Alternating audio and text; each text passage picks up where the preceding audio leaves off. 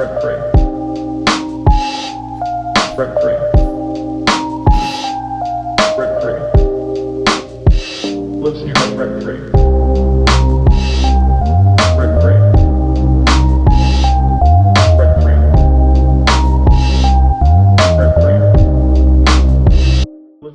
what's up, everybody? Welcome back to another episode of Rent Free with Tech Supreme. It is I, Tech Supreme, and I'm wearing a kimono, and I feel real fresh and real fly about it. And I normally don't record this late at night. It is after 10 p.m. Normally I'm in bed by now, but it's Saturday night, and since I didn't get to it this week, I figured I would do it now, just cuz. So, welcome back to the podcast, episode 34, like I said, and let's just hop right into it. Now, we got back from New Orleans last week. It was a magical trip, had a blast. I suggest for anyone who goes to New Orleans to 100% get a hotel on Bourbon Street. Even if you don't see yourself going to Bourbon Street a lot, you're just in the middle of action. It's so much fun. It just makes the trip so much more just entertaining. I enjoyed it many nights sitting on the balcony and just kind of watching people, doing a lot of people watching, and without being in the middle of the chaos. It was perfect. And we actually saved a ton of money because we just bought bottles of alcohol and didn't really go to a shit ton of bars. Of course, we did go to bars. We did listen to live music, but for the most part, I mean, that balcony life was that's where it's at. So we stayed at the Sheraton Four Points on Bourbon. I highly recommend it. I did notice, because since we never stayed on Bourbon Street before, you never really understand the crowds so much, so to speak. And Saturday night was definitely the craziest night. Sunday was little less crazy, but still crazy. And then Monday and Tuesday were definitely slower. But you can tell Tuesday that it was ramping up for the next wave of tourists, because it's a tourist, Bourbon Street's tourist, right? It's tourist spot. Everyone there is a tourist, except for the people performing and the people who actually obviously work there. We got some crazy good recommendations of places to go to eat. Just to recap some of the places, of course, we went to Aaron Rose, which we actually spent my birthday at Aaron Rose for hours, and it was one of my favorite times in New Orleans, because I love dive bars. I love Aaron Rose. Big Al was our bartender, and he was amazing. He was great. It was wonderful. I went to Toops Meadery, which is Isaac Toops, who is a chef. He has his own restaurant, and I discovered him on YouTube. He doesn't have a YouTube channel per se, but I think I've seen him on other the major food ones. And this is the second time I've gone to his restaurant, and I loved it. It was amazing. We'll see. We went to only bad food I had was Willie's Chicken. Now, Willie Mae's Chicken is closed because of a fire, so we couldn't get that. But I think Sunday, my wife was asleep because she had a lot of fun. And the other person I was with, Christian, she had went to her room, just getting settled in, because that was her first day there. So I walked down on Bourbon Street and got to Willie's Chicken, and I fucked up because I didn't get any sauces or anything, and it was super mid. It just wasn't fire. But of course, Mambo's was always on point. We love that place. It was really great to see the bartender that was at Mambo's was the same one from a couple years ago. I mean, that's just let you know how consistent these places are, because it works. Excuse me. Let's see. One of the sleeper places that we got a recommendation to go to, and I forgot what a bartender told us to go here, was St. John. I think it was the bartender at Mambo's told us to go there. That place was fantastic. If it's in French Quarter, kind of close to the French Market, so if you ever get a chance to go there. Man, everything was really. Oh, Maro's. Maro's was that gas. Their oysters was fire. The fried chicken was fire. Kristen got the gumbo ramen. That looked amazing. I forgot what my wife had. But yeah, it was on point. Maro's was just on point. Even Oceana Grill, we went there for breakfast. That was absolutely gas. Shout out to Tom. He gave us a list of recommendations, and it was so many things on his list, and it was our last full day there. But we ended up doing one of them that on Wednesday to kill time. Our flight wasn't until the evening, so we ended up taking the streetcar.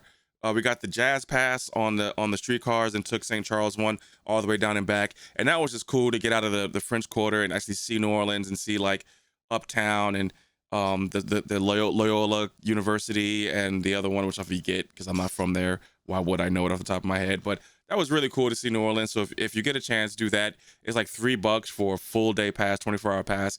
You really can't go wrong. That was fantastic. So this was probably one of my favorite trips. Like, I've been there 4 times, I think. But this is up there. This trip was up there with like how fantastic it was, and it was just a good time. It was perfect. The vibes were immaculate. It was definitely on point. So looking forward to the next one. It's gonna The way I operate, I can't go to New Orleans that many times. I'll probably go next few years from now, and it'll probably be like in the fall. I might do another Halloween joint because I've been there twice for Halloween, and that's a great crazy time. I do want to go during actual Mardi Gras. I that it gets crazy for that, and that's actually not a Bourbon Street thing. I mean, of course, Bourbon Street's crazy packed, but like I want to go see like the parades, which they don't have parades in French Quarter. I don't know if you guys knew that or not, but at any rate, moving on. New Orleans trip was fire. That's just like you can't go wrong. My next topic is going to be the NBA trades. I'm a sports fanatic. I got the Knicks joint on under the kimono. I'm probably saying it wrong. So, but a lot of things have happened in the NBA right now. I kind of still feel like the big ones haven't happened yet. Patty Mills to the Hawks today. And then Oklahoma City gets Ty Washington, Usman Garuba, and Rudy Gay, which is a dub for Oklahoma City. They're building a team over there, and I think they're gonna get better. I think Atlanta Hawks is a dub too because Patty Mills. I mean, I like Patty Mills a lot, and him backing up Trae Young is gonna be dope. I'm not gonna talk about sports too much because I don't know how many people actually watch sports like I do. Like I watch a lot of basketball. I'm surprised that Grant Williams got traded to the Dallas Mavericks. That was crazy. Kenyon Martin Jr. got traded, which if you're a '90s NBA fan like I was, then you already know about his dad, Kenyon Martin from the Nets, which I'm a secret in the closet fucking Nets fan. Because when I grew up in New Jersey, it was either Nets or Knicks, and I chose Knicks because they were good. They was okay, like Derek Coleman and the Jason Kidd era, Vince Carter, Richard Jefferson, all those guys, and then eventually Kenny Martin. Let's see, Obi Toppin. That's crazy. The Knicks got rid of Obi Toppin, but Obi Toppin had a falling out with Thibodeau, I think. I forgot the coach, the New York Knicks coach. But he had a falling out where he just kind of popped off hardcore. Yeah, Tom Thibodeau. And yeah, there's no way. After that, there was no way he's staying on that team. I'm surprised when teams hit the finals. I'm surprised that they trade players away. So Max Strus got traded away from the Heat, and Victor Oladipo, which understandable. He was injured a lot, so they really didn't get a lot of value out of him. It's an interesting off season. It's one of my favorite off seasons in sports. I really don't tap into football like I used to. I kind of just ever since they got on that racist shit, I just stopped really messing with them. I guess Chris Paul and Jordan Poole, that's a huge one. I still don't understand how Chris Paul works in the Golden State Warriors. It's still one of my favorite teams, but I'm glad they got rid of Jordan Poole. It was way, way, way too toxic of a situation. That Draymond situation was crazy. You can tell the energy when he was off the bench. Like when he was on the bench, you can see his energy during the playoffs was wildly off. He didn't look like he wanted to be there. Porzingis going to Boston Celtics is a dub. I like that trade. Gallinari to Washington is a good trade. Marcus Smart to Grizzlies. That's crazy that Boston got rid of him. But I think that's going to go well. Okay, the big one right now, I guess, is Chris Paul and then Bradley Beal on the Suns. That's going to be crazy. It's going to be interesting to see that. And everyone's kind of holding their collective breath for what Damian Lillard is going to do. He's forcing hands, and that works sometimes now. Like the new NBA, it works. I didn't know that agents will call teams and say, hey, if you trade for him, we don't want to go there, so he's not going to play, and he's just not going to fuck with you like that. So that's crazy, but I'm excited to see what happens with the Damian Lillard situation. Whoever he goes to, I think he wants to go to Miami. And that's probably why they got rid of some of the key players, the Struss, who did do well in the playoffs, and getting rid of Oladipo, who's been injured, trying to free up that space. It's interesting to see what happens. NBA trades are always crazy. The deadline should be in a couple days, I think. So all these will come to a head no matter what by then, and we'll figure it out. Now, Victor Wembanyama is in the Summer League. He had his game yesterday. He looked pretty good. He has great floor awareness. I am worried about his size. He's so tall and skinny. He looks like he's gonna break.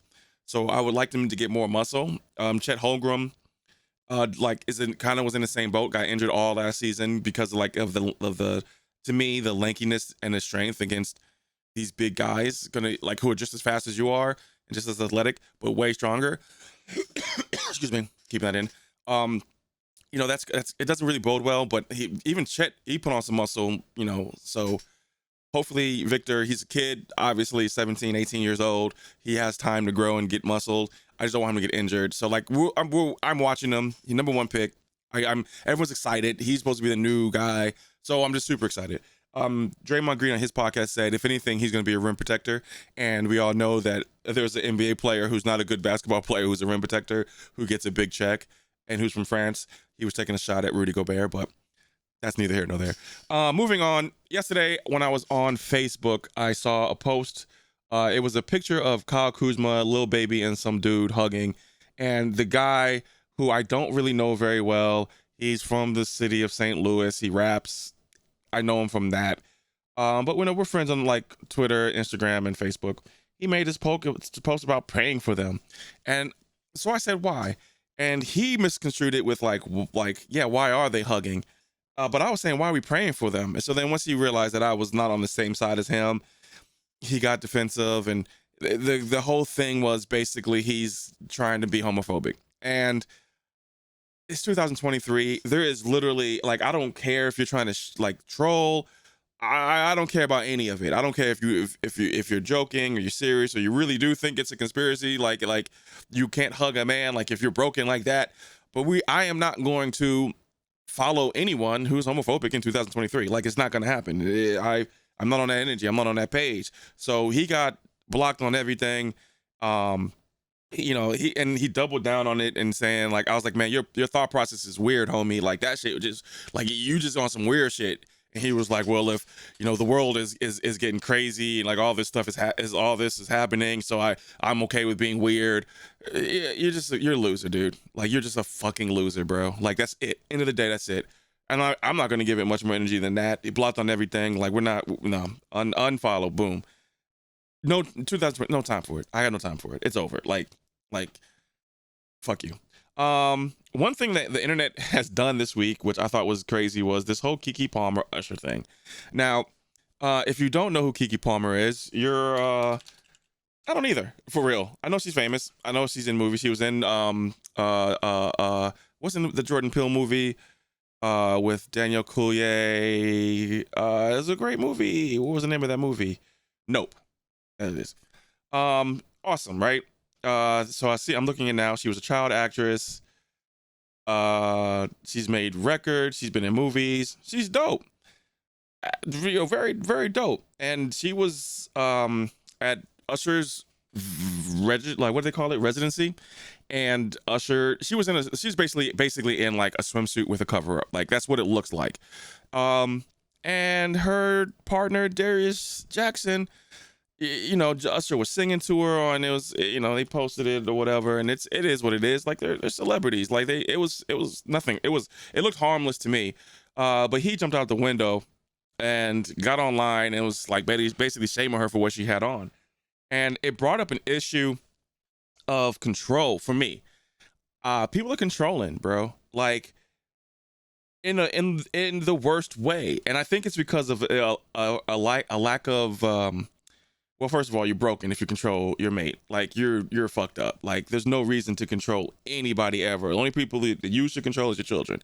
And please do that healthily, because like otherwise, it's just gonna be fucked up too. But like you should not ever tell a woman what to wear, bro. Like, and he's talking about it's the mother of my child. She's a mom. Like, blah blah blah. He's not even married to her, for one, and for two, like why would you publicly shame your woman if that's like if you love her? And like even so, she can wear whatever she wants, bro. Like, it's not like, I don't understand where these people come from. And I had a situation a few months ago at a bar where my wife was saying goodbye to two of our friends, and she like rubbed their backs, like just like, put her hands on their back, and like something happened between an old friend, like we're no longer friends, and my wife that I didn't like at all. And and I never got the chance to address it. But like I didn't see the incident, but like my wife turned around and said, "Hey, would you be mad if I'm rubbing their back saying goodbye?" So I instantly hopped up and rubbed their back too. Like, I don't give a fuck. Like, what are you talking about? But that let me know that he's controlling in his relationship, and he tried to like bleed that over and like whatever. But like my theory is that like people don't really have a lot going on in their like work lives. They don't have any control. They don't have any power. So like they try to exercise that power in any way. And I feel like this is what Darius Jackson is doing. Like Keke Palmer is successful. She's famous. She's getting that bag. She probably bringing home the bucks. And I'm sure he works and he does his thing. But like sometimes like, you know, you're not going to make more than your wife. Like that's just what it is, or your girl. Like that's just what it is. So like he probably jumping out the window on some like, you know, like I got to control something, which is, it's so broken and it's so not cool. I made a TikTok about it, Tech Supreme, you know, on TikTok. And like people started commenting like, you know, my chick ain't gonna do none of it, but my broad. And I'm like, dude, I hope you're single. And he was like, nah, man, fuck you, bro. I'm like, my wife just do as I said. Like, dude, you're controlling, bro. Like at the end of the day, you were just controlling. You're just a controlling asshole. That's just it. And like, I mean, double down on it. And if she's fine with it, that's fine. If your wife or your partner's fine with it, that's fine. But like, just know what it is. You're controlling. You're free control freak, and like that's abuse. Controlling someone's abuse. It's manipulation. It's crazy. It shouldn't have to even be said, you know. But like that was just like a really dumb controversy thing, you know. But like to me, the issue is actual trying to control people. Like, and that's crazy that you even talk about your girlfriend or wife like that in a public manner. And you're not even public, like you're not even famous, but like you just putting her business out there, making her look bad, affecting her bag. That shit dumb. On to more positive things. Marvel Secret Invasion. We're halfway through the season. I love it. I like it. It's definitely like the Black Widow, like spy, the Winter Soldier, like spy stuff. Super dope. Samuel Jackson is the GOAT. I do love the guy who plays Talos. And I'm sorry for forgetting his name. I think it's Ben Mendelsohn. Yeah, Ben Mendelsohn. And it's just top tier. Emilia Clarke is in it. She's fire in it. And Kingsley Ben Adir, he's the villain. And they're setting up Super Skrulls, which is going to be crazy. Like if they pull that off, Super Skrulls were super dope in the comic books. I know there was one Super Skrull, but if I remember correctly, there was multiple Super Skrulls. I'm not sure. Don't remember. But if you like Marvel, this is a dub so far. We'll see where it goes as far as like the longevity of it or whatever, like how it's going to hold up or whatever. I think everyone's kind of been harsh on comic book content lately. I was talking on Twitter today with people. And then I ended up talking to my homie today at a bar. And we were talking about how like the expectations of comic book stuff has changed because of how well executed Endgame was. Infinity War and Endgame in the first 10 years of the MCU was so well executed that everything get hits with a magnifying glass, but that can ruin it. So I just kind of want people to chill and just like kind of absorb the content and like see if you like is just listen, watch the story they're telling and then absorb it right before you hop out and just say oh, this is trash, this is mid. Like no, just let them tell the entire story. If you read the She-Hulk comic books, the She-Hulk show was fantastic. I read the She-Hulk comics. I have the number ones over back here. Like I'm about the She-Hulk life, so I enjoyed the comic, the show, and I enjoyed the actress who played She-Hulk. She was fantastic, and I'm not doing her any service by not remember her name, but you know that is what it is. I'm trying to look it up real quick. Tatiana Maslany. She was fantastic. Of course, Jamil is one of my favorites because she's from The Good Place. She was in it. So shows they get run through the ringer because they're not in game, but everything can't be in game, dude. They can't be. Moving on, still on TVs. From is on season 2. About 3/4 of the way. Me and my wife have been binging it this week. Love it. It's a good show, man. It's giving me Lost vibes though, so like I am a little bit on the fence on that. I want to see where it goes. Harold Perrineau. I hope I'm saying his last name correctly. He's kind of the lead. He plays the sheriff of the town. If you haven't seen From, it's a crazy premise. People are driving down the street. They come across a downed tree, and then they become stuck in a loop, and they can never leave his town. And at nighttime, these creatures who look like humans and talk like humans, they basically come and try to get you to come outside. they can't come inside your house, but they get you to come outside and they kill you. So like it's giving Lost vibes, but it's decent. This last episode that we watched, I think episode 7 on season 2, was absolutely fire. I enjoyed that episode a lot. They have some missed episodes in there, but for the most part, it's a dub. So watch it, enjoy it. I like it. I think you'll like it too if you haven't seen it.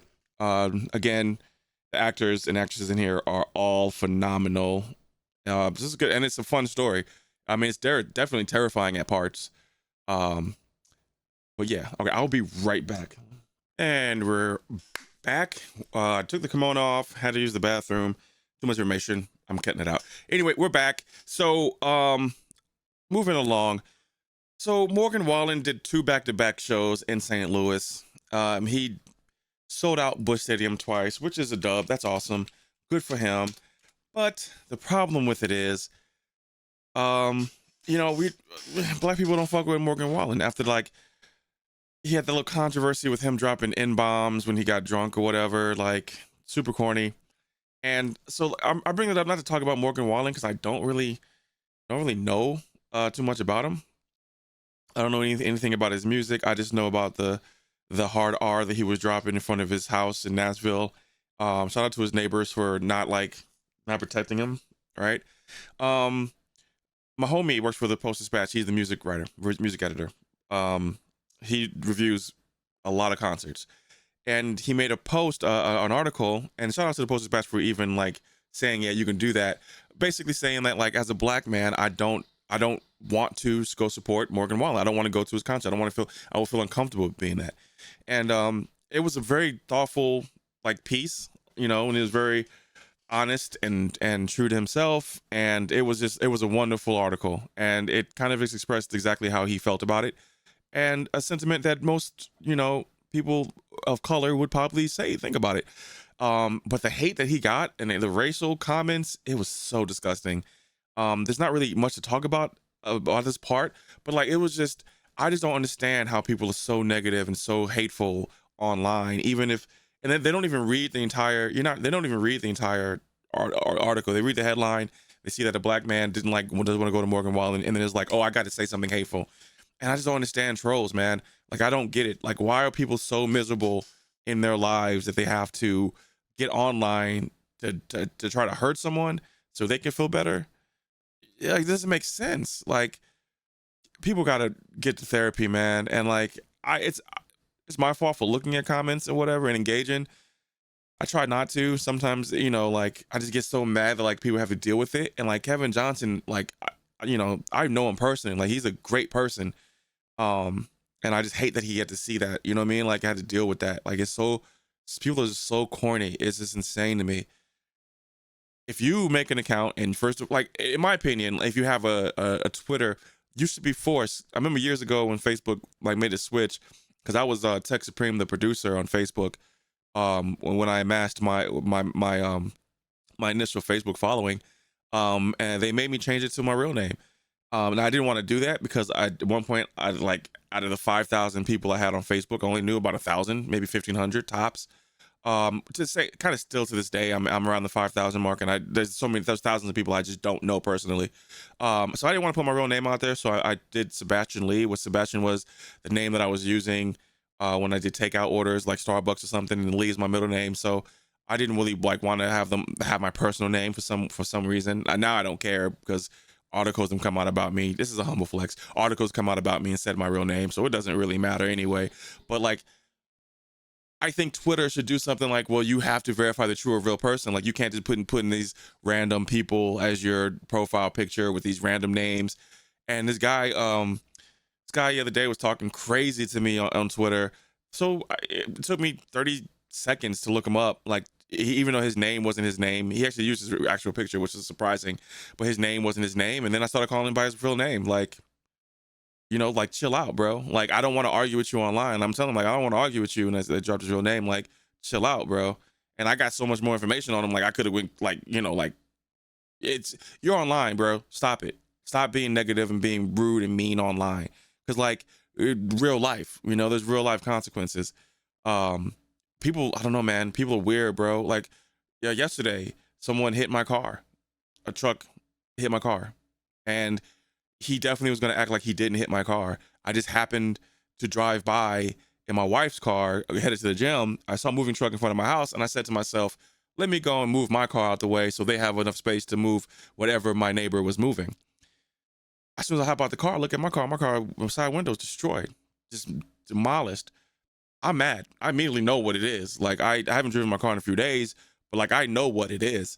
So I pulled out the camera, text my wife, told her to come outside, pull out the camera. Sure enough, sure as shit, he hit my car. But when we approached him on it, he gave me all attitude. But so you're in the city. Your attitude is gonna have repercussions. When I was getting angry, and my wife was trying to chill me out. But then when he started mocking, like the dude started mocking, he's like a young guy in his 20s, he owns the company.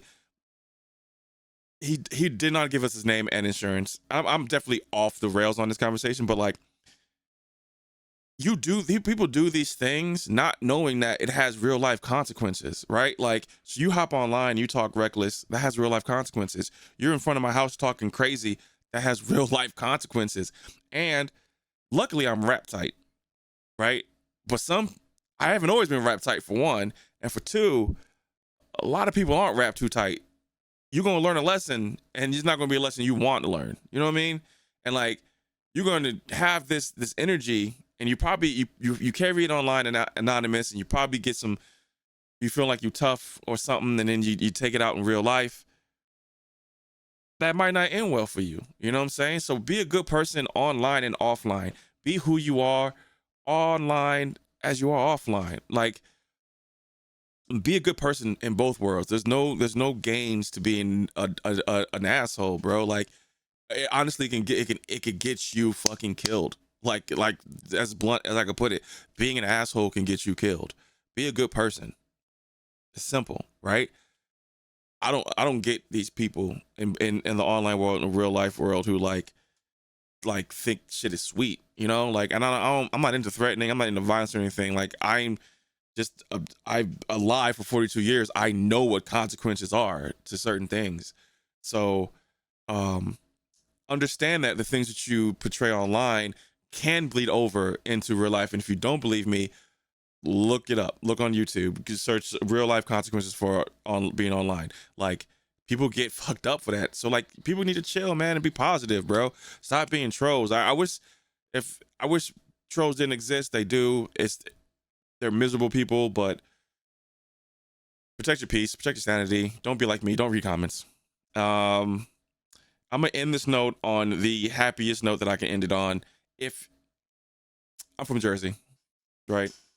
I'm a St. Louis guy though, like in the heart, but I'm also a New Jersey guy, New York guy. Cam and Mace have a podcast, and it's fantastic. It's called It Is What It Is. I don't even know if it's on like audio. I only watch it on YouTube, and it is absolutely 100% fantastic. Now, they're older guys. They're older. I'm 42. They're got to be closer to 50. They say pause a lot, so it's a lot of, which is, it's the roots for pause is homophobia. It's stupid.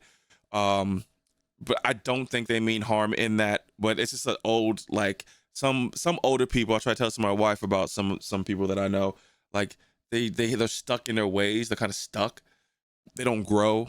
They don't mentally evolve, and it's kind of sad. I'm not saying Cam and Mace, they're too old to be doing pause jokes the whole time. But it's outside that, it's a sports podcast, and it is really a good time. So if you get a chance, check it out. I never knew that Cam and Mace was going to have a podcast. Like, you could never have told me that. They just performed Horse and Carriage for the first time this year together.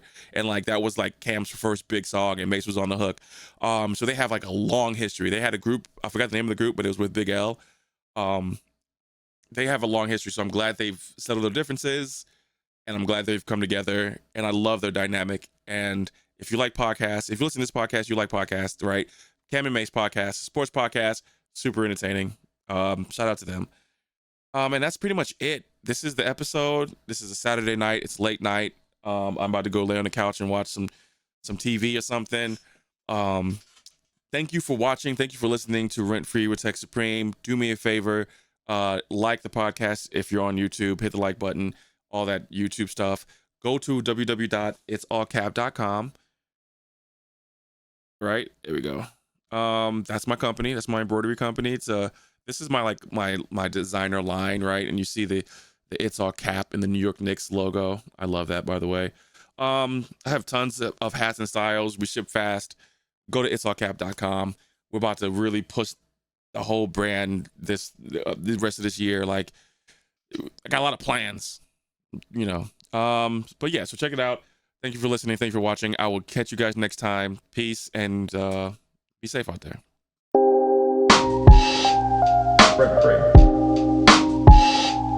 Rent free.